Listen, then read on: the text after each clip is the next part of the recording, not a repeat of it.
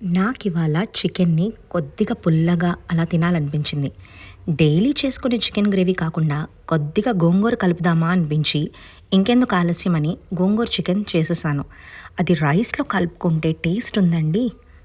Super! ఇంకెందుకు ఆలస్యం చూపించేస్తాను పదండి. దీనికోసం ముందుగా నేను ఒక హాఫ్ కేజీ చికెన్ని ఉప్పు, కారం, అల్లం వెల్లుల్లిపాయ పేస్టు, కర్డ్ వేసి మ్యారినేట్ చేశాను ఒక 1 అవర్. తర్వాత గోంగూరని కొద్దిగా వాటర్ యాడ్ చేసి మగ్గించేసుకున్నాను.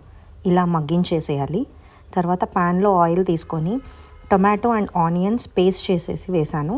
అది బాగా వేగిన తర్వాత మ్యారినేట్ చేసిన చికెన్ని కూడా దాంట్లో వేసేసి కొద్దిగా వాటర్ పోసుకొని బాయిల్ చేసుకోవాలి చికెన్ని.